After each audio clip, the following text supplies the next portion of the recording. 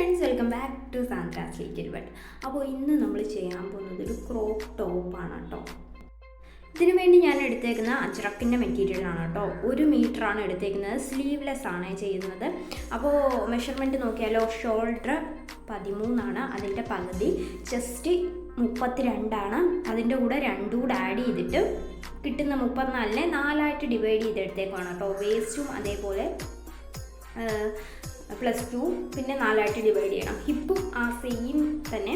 പിന്നെ arm hole 14 അതിൻ്റെ പകുതി. ഫുൾ ലെങ്ത്ത്, ടോപ്പിൻ്റെ ഫുൾ ലെങ്ത്ത് വരുന്നത് 17.5 കേട്ടോ. അപ്പോൾ ഒരു റഫ് ഫിഗർ കാണിച്ചു തരാം. 17.5 നമ്മുടെ ആക്ച്വൽ ലെങ്ത്ത്. അപ്പോൾ അതിൻ്റെ കൂടെ ഒരു 2 ഇഞ്ച് കൂടെ കൂട്ടിയാൽ മാത്രമേ നമുക്ക് ഷോൾഡറും അടിഭാഗവും ഒക്കെ അടിച്ചു പോകുമ്പോഴത്തേനും കറക്റ്റ് മെഷർമെൻറ്റ് കിട്ടത്തുള്ളൂ കേട്ടോ. അപ്പോൾ തുണി ഞാൻ ഇതേപോലെ 4ആയിട്ട് മടക്കിയിട്ട് കൊടുക്കുകയാണ്. അപ്പോൾ ഇങ്ങനെ മടക്കുമ്പോൾ നീളവും അതേപോലെ നമുക്ക് വീതിയും ഒക്കെ കിട്ടുന്നുണ്ടോ നോക്കണം കേട്ടോ. എന്നിട്ട് മാത്രമേ നമുക്ക് കറക്റ്റായിട്ട് മടക്കിയിടാൻ പാടുള്ളൂ. അപ്പോൾ 4ആയിട്ട് മടക്കിയിട്ടു.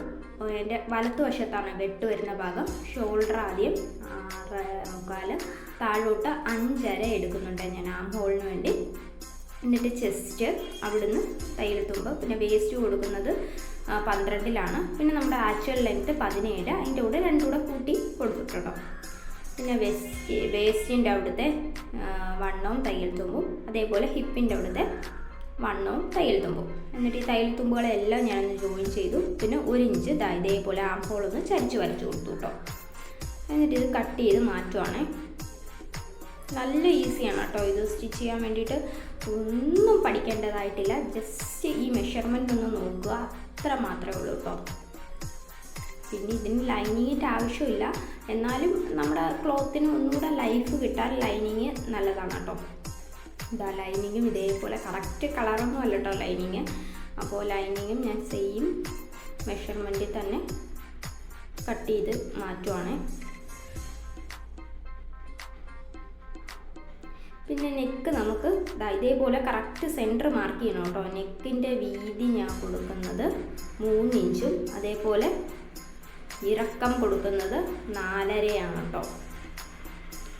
അത് ജസ്റ്റ് ഒന്ന് റൗണ്ട് നെക്ക് കൊടുക്കുന്നതേ ഉള്ളൂ. ഫ്രണ്ടും ബാക്കും അത് തന്നെയാണ് കേട്ടോ. ക്യാൻവാസ് ആണ് ഇത്. കറക്റ്റ് സെൻറ്റർ ഒന്ന് മാർക്ക് ചെയ്തിട്ട് ഇതിനെ ഒന്ന് നമുക്ക് പതിച്ചെടുത്തിട്ടുണ്ട്. ഓക്കെ, ഫ്രണ്ട് അതേപോലെ ബാക്ക് 3 വീതി, ഇറക്കം 4.5.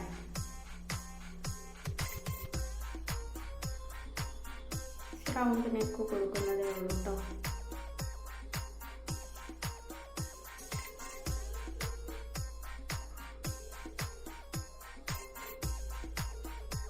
അതും പതിച്ചെടുക്കുവാണ്. ഇനി നമുക്ക് നെക്കിൽ എങ്ങനെയാണ് പ്ലേസ് ചെയ്യുന്നതെന്ന് നോക്കാം. ആദ്യം നല്ല ഭാഗം, നമ്മുടെ മെയിൻ ക്ലോത്തിൻ്റെ നല്ല ഭാഗമാണ് കേട്ടോ മുകളിൽ ഇരിക്കുന്നത്. എന്നിട്ട് ലൈനിങ് പ്ലേസ് ചെയ്ത് കൊടുത്തു. എന്നിട്ട് ഈ ക്യാൻവാസ് കൂടെ വെച്ച് കൊടുത്തു. പിന്നൊക്കെ കുത്തി കൊടുത്ത് സെക്യൂർ ചെയ്യാം. എന്നിട്ട് നമ്മൾ ആ വരച്ച വരയുണ്ടല്ലോ അതിലേ ഒന്ന് നെക്ക് സ്റ്റിച്ച് ചെയ്തെടുക്കാവേ.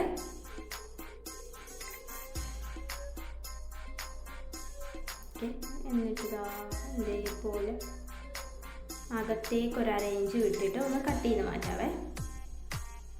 എന്നിട്ട് ചെറിയ ചെറിയ വെട്ടിയിട്ട് കൊടുക്കാം.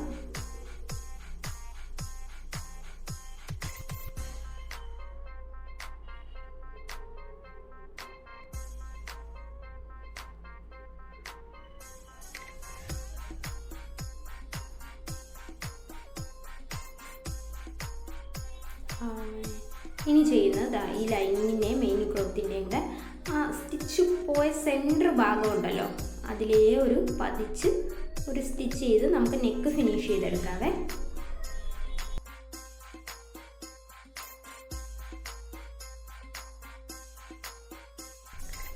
ഇനി ചെയ്യുന്നത് നൂല് കട്ടായി പോയിട്ടോ.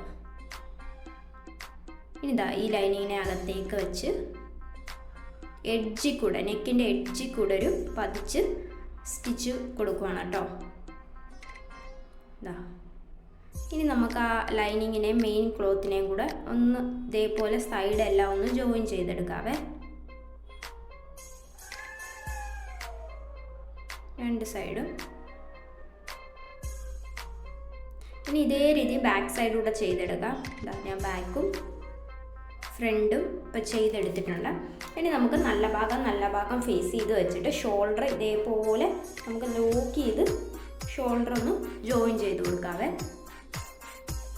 രണ്ട് സൈഡും ഇതേപോലെ ചെയ്യാം.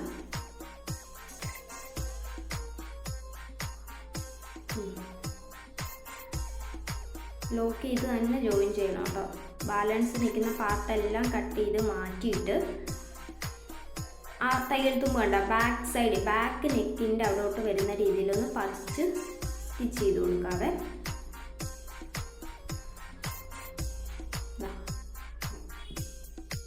ഇനി ഇതിൻ്റെ ബാക്ക് സൈഡിൽ നമുക്കൊരു സിപ്പ് വെച്ച് കൊടുക്കാം കേട്ടോ. ഇതേപോലെ രണ്ടായിട്ട് മടക്കിയിട്ട് കൊടുത്തു. ഓക്കെ, ഇനി നമുക്ക് മുകളിൽ നിന്ന് ഒരു 15 വരെ സിബിൻ്റെ ആ ഒരു ലെങ്ത് വന്നാൽ മതി കേട്ടോ. അപ്പോൾ ബ്ലാക്ക് സിബ് എടുത്തു. ഒരു 1/2 ഇഞ്ച് ഗ്യാപ്പിൽ ഇതേപോലെ ഒരു സ്റ്റിച്ച് കൊടുത്ത് താഴ്ഭാഗത്തേക്ക് ജോയിൻ ചെയ്ത് കൊടുത്തിട്ടുണ്ട്. എന്നിട്ട് അതിനെ അങ്ങ് കട്ട് ചെയ്യുവാണ് കേട്ടോ. കട്ട് ചെയ്യുമ്പോൾ താഴ്ഭാഗം വരെ കട്ട് ചെയ്യേണ്ട ആവശ്യമില്ല, കുറച്ച് മുകളിൽ തന്നെ നിൽക്കട്ടെ. എന്നിട്ട് ഇതേപോലെ ഒന്ന് കൈകൊണ്ട് തന്നെ പ്രസ് ചെയ്ത് കൊടുത്തിട്ട് ഇതേപോലെ സിബ് ഓപ്പൺ ആക്കി സിബിൻ്റെ നല്ല വശമാണ് താഴേക്ക് ഇരിക്കുന്ന, ചീത്ത വശത്താണ് ഇപ്പോൾ നമ്മൾ മുകളിൽ സ്റ്റിച്ച് പോകുന്നത്. അപ്പോൾ അത് കറക്റ്റായിട്ട് ഇതേപോലെ വെച്ചിട്ട് ഒരു പ്രഷർ കൂട്ടിൻ്റെ വീതിയിൽ ഒന്ന് സ്റ്റിച്ച് ചെയ്തെടുക്കുകയാണ് കേട്ടോ. അപ്പോൾ താഴ്ഭാഗത്ത് വന്നിട്ട് സിബ് മുകളിലേക്ക് വലിച്ചിട്ടിട്ട് വലിക്കണം കേട്ടോ. ഇച്ചിരി പടങ്ങ് അവിടെ ഒരു ലോക്ക് ഇട്ട് കൊടുക്കണം കേട്ടോ. എന്നിട്ട് മുകൾ ഭാഗത്തേക്ക് ആ ഒരു പ്രഷർ ഫുട്ടിൻ്റെ വീതിയിൽ മുകൾ ഭാഗത്തേക്ക് സ്റ്റിച്ച് ചെയ്തെടുക്കണം കേട്ടോ. ഒരേ വീതിയിലാണെങ്കിൽ നല്ല ഭംഗിയായിരിക്കും സിബ് വെച്ചേക്കുന്ന കാണാൻ. എന്നിട്ട് ആദ്യം നമ്മൾ ആ സെൻറ്ററിലിട്ടൊരു സ്റ്റിച്ച് ഉണ്ടല്ലോ, അതൊന്ന് പൊട്ടിച്ചു വിട്ടാൽ മാത്രം മതി കേട്ടോ. ഈസി ആയിട്ട് നമുക്ക് ബിഗിനേഴ്സിനായാലും സിബ് വെക്കാനായിട്ട് പറ്റും, പാടൊന്നുമില്ല കേട്ടോ. എന്നിട്ട് ബാലൻസ് നിന്ന് സിബ് ഞാൻ കട്ട് ചെയ്ത് മാറ്റി. എന്നിട്ട് ഈ തുണിയെ ആദ്യം നമ്മൾ മടക്കി 4ആയിട്ട് ഇട്ടില്ലേ, അതേപോലെ 4ആയിട്ടൊന്ന് മടക്കിയിട്ട് കൊടുത്തു കേട്ടോ. പിന്നെ ഷോൾഡർ ഒന്ന് എടുത്ത് വെട്ടുവാണ് കേട്ടോ. അകത്തേക്ക് എടുത്ത് വെട്ടുവാണ്. 5.5 കേട്ടോ ഞാൻ വെട്ടിയത്. എന്നിട്ട് വേസ്റ്റ് ഹിപ്പിൻ്റെ താഴ്ഭാഗത്തെ ലെങ്ത്ത് ഒന്ന് ലെവലാക്കി കൊടുക്കുക കേട്ടോ.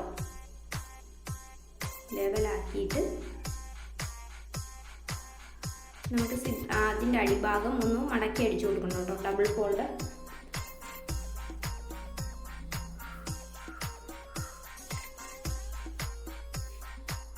രണ്ട് സൈഡും ഫ്രണ്ടും ബാക്കും ഇതേപോലെ ഡബിൾ ഫോൾഡ് ചെയ്ത് സ്റ്റിച്ച് ചെയ്ത് കൊടുക്കാം കേട്ടോ. എന്നിട്ട് ഞാൻ മടക്കി ഇട്ടു. എന്നിട്ട് ഷോൾഡർ ഒന്നുകൂടെ എടുത്ത് വിട്ടണം കേട്ടോ. ആദ്യം ഞാൻ മാർക്ക് ചെയ്തില്ലേ, അതേപോലെ ഒന്നുകൂടെ മാർക്ക് ചെയ്തു. എന്നിട്ട് ചെസ്റ്റ് മാർക്ക് ചെയ്യുക, വേസ്റ്റ് മാർക്ക് ചെയ്യുക, അതേപോലെ ഹിപ്പും മാർക്ക് ചെയ്തെടുക്കുക. എന്നിട്ട് 1 ഇഞ്ച് ഇതേപോലെ ചരിച്ച് ആം ഹോൾ ഒന്നുകൂടെ വരച്ചു കൊടുത്തു.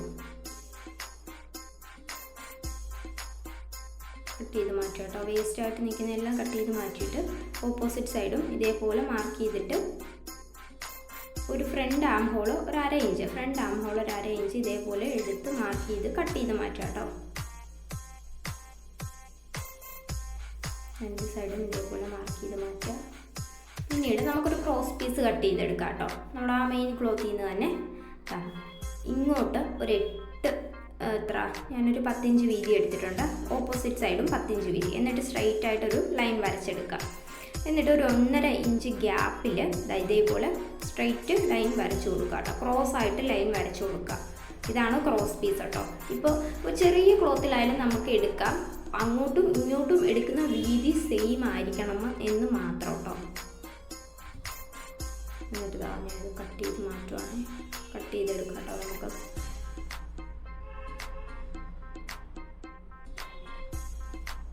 എന്നിട്ട് ഇതെങ്ങനെ ജോയിൻ ചെയ്യുന്നതെന്നൂടെ ഞാൻ കാണിച്ചു തരാം.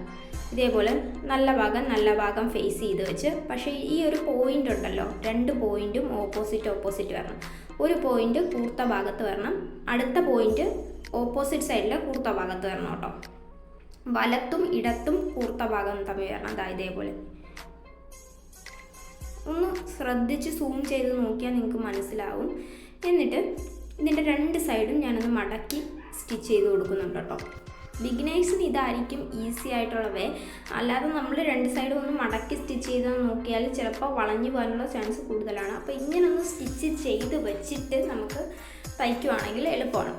എന്നിട്ട് ഇതിനെ ഞാൻ ഇതേപോലെ മടക്കി വെച്ചു. തയ്യൽത്തുമ്പ് അകത്തേക്ക് പോകുന്ന രീതിയിൽ ഇതേപോലെ എഡ്ജിൽ മടക്കി കൊടുത്തിട്ട് ഒന്ന് ആ ആം ഹോളിൻ്റെ ഭാഗം ഒന്ന് ഫിനിഷ് ചെയ്തെടുക്കുകയാണ് കേട്ടോ. നമുക്ക് ക്രോസ് പീസ് ആദ്യം സ്റ്റിച്ച് ചെയ്തിട്ട് അകത്തേക്ക് മടക്കി സ്റ്റിച്ച് ചെയ്യാം. അപ്പോൾ ബിഗിനേഴ്സ് ആകുമ്പോൾ ഒന്നുകൂടി ഇതായിരിക്കും ഈസി. അപ്പോൾ രണ്ട് സൈഡും ഇതേപോലെ ചെയ്തെടുക്കണം കേട്ടോ. ഡബിൾ സ്റ്റിച്ച് കൊടുക്കണേ, അല്ലെങ്കിൽ രണ്ട് വട്ടം ഇട്ട് വരുമ്പോഴത്തേനും ഊരിപ്പോകാനുള്ള ചാൻസ് കൂടുതലാണ്, സ്റ്റിച്ച് പൊട്ടിപ്പോകാൻ. രണ്ട് സൈഡും ഇതേ രീതിയിൽ ചെയ്തെടുക്കാം കേട്ടോ. എന്നിട്ട് നമ്മൾ ആദ്യം ചെസ്റ്റും വേസ്റ്റും ഹിപ്പ് മാർക്ക് ചെയ്തില്ലേ, അതിലേ കൂടെ നമുക്ക് സ്റ്റിച്ച് ചെയ്തെടുക്കാം. പിന്നെ എക്സ്ട്രാ സ്റ്റിച്ച് ഇടേണ്ടവർക്ക് ഇടാം. പിന്നെ ബാലൻസ് നിൽക്കുന്ന തുണിയെല്ലാം നമുക്ക് കട്ട് ചെയ്ത് മാറ്റാം കേട്ടോ.